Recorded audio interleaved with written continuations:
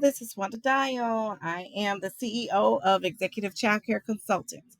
And today we are going to talk about positive discipline and guidance in early childhood education. So, when we're talking about positive discipline and guidance, um, we're talking about support. It's a supportive approach to helping children develop social and emotional skills. Positive guidance, it focuses on teaching appropriate behaviors. It does not focus on punishing, like sitting somebody in a timeout or not allowing them to play with a toy because they don't know how to share. That's a punishment. Positive guidance does not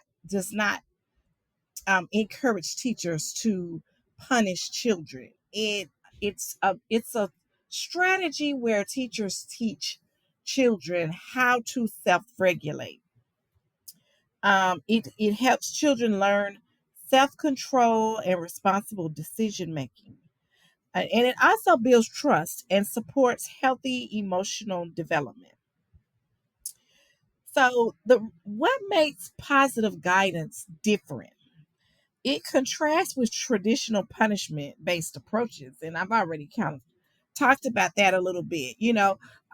Positive guidance does not encourage any kind of punishment. Now, I do need for you to understand the difference between a punishment and a consequence. Um, if a child in classrooms, you have classroom rules, and there needs to be a clear consequence if the child does not follow the rule. To me, that's not a punishment. It's an agreement between you and that child that these are the rules and that child will follow the rules. And if they do not follow the rule, then this is the consequence. Say, for instance, our rule in block area is to only build our towers so high. But you have a child that you've told it to him several times, and he continuously builds his tower so high that it'll fall and hurt somebody, fall on somebody's head. And so the consequence will be, well, because you're not following the rule, you're going to have to come out of the block area. Okay. Um, Positive guidance teaches future behavior instead of penalizing past actions. So, with that strategy that I just talked about in the block area, this child will understand the tomorrow when he goes to the block area, I can't build it up so high unless or else I will be coming out of block area. That's a consequence. It's not really a punishment. You're not following the rules, so you're gonna have to come over and go play in another area. Okay.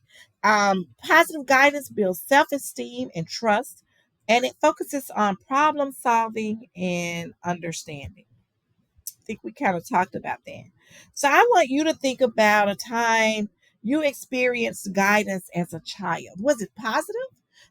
Did your parent or your teacher or caregiver, did they sit down and kind of explain to you the actions they would like to see? And, or was it punitive? Was it, you got a spanking or you had something taken from you? Um, I want you to reflect on that. I want you to think about, how did the approach make you feel? And what did you learn from that experience?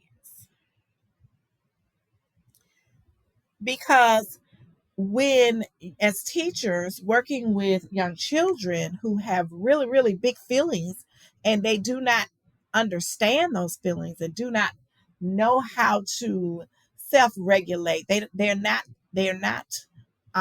where they have those developmental skills yet. Us as teachers have to teach it to them. And so while we're teaching it to them, how are we making them feel? That is very important. Okay. There are 6 positive guidance strategies, and we're going to hit on each and every last one of them. 1, use positive phrasing. Tell children what to do. 2, maintain a calm and supportive tone.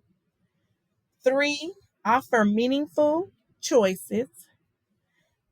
4, redirect challenging behaviors. 5, time your guidance appropriately. And 6, observe and document individual child needs. Okay, and we're going to kind of talk about each one of those a little bit, okay? So, positive phrasing in action. So, say you have a little child, and I love a little Johnny, okay? So, little Johnny, it's just easy to remember Johnny. You have little Johnny, and he's running through the classroom, and you're screaming, "Stop running, Johnny! Stop running, Johnny!" And you're just continuously telling little Johnny to stop running. Well, we want to use positive phrasing and let Johnny know what we want him to do. So we will say something like, "Please use walking feet." Or instead of saying, "Stop yelling," you let him know what you want him to do. So you say, "Let's use insight voices." If someone is throwing blocks, I keep going back to the blocks that they're throwing because that's, some little children do that, little boys anyway. They're not trying to hurt anyone. It's just boys are boys and they just want to throw and be rough. So instead of saying, "Stop throwing the rocks," we're going to build with the blocks. That's what we're going to say, okay? I want you to step back and in this, even though it is virtual, I do ask you to sit back and think about some things. I want you to think about your own positive phrase example.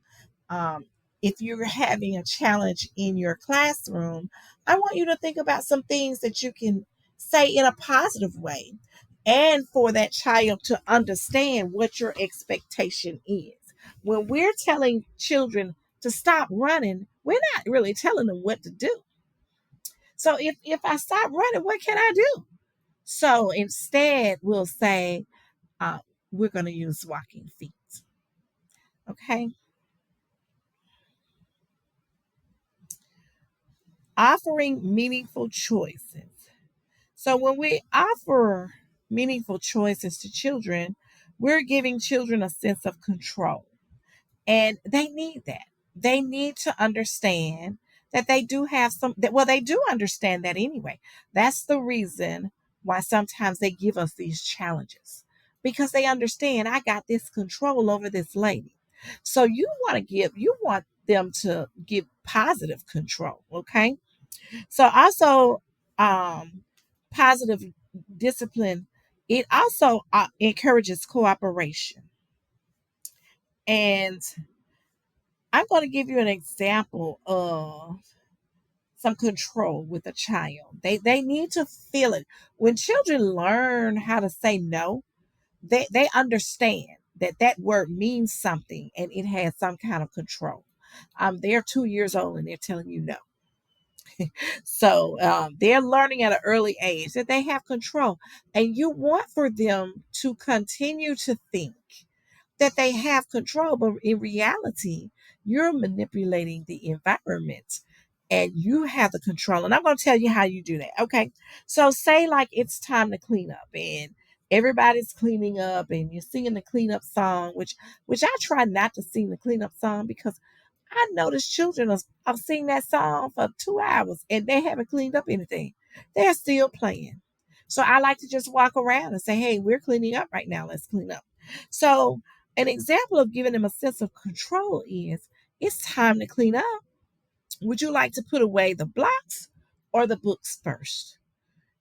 And you're giving them a choice of what do you want to do first, but it's not a choice to clean up. It is time to clean up, okay?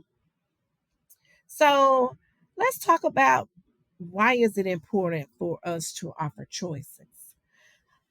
It is important for children to practice making choices at a young age.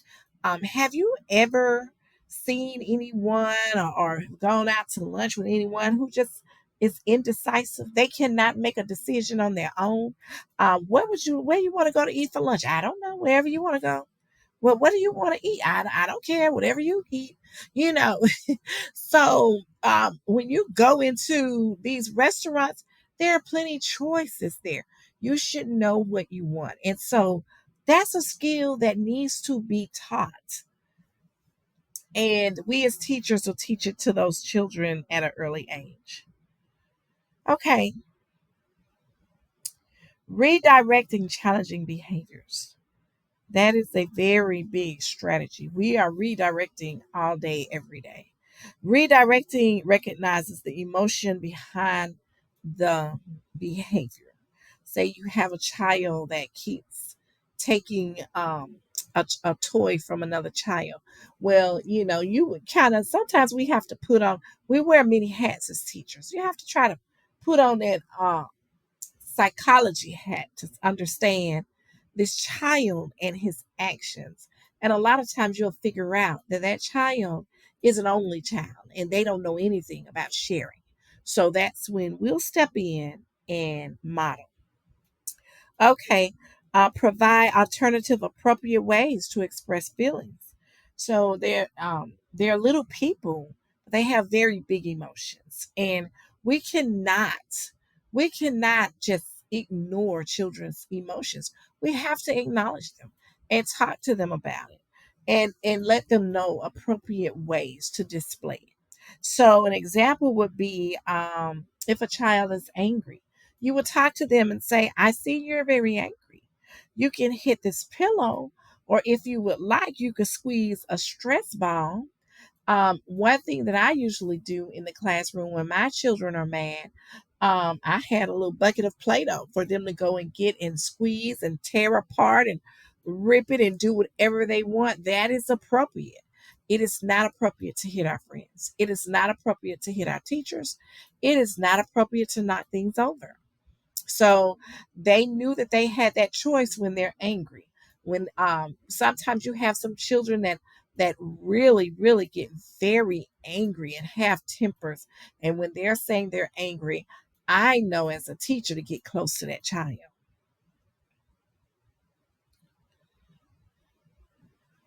Creating a positive guidance policy. I believe each classroom should have clear, consistent rules. That's a part of creating that positive guidance policy.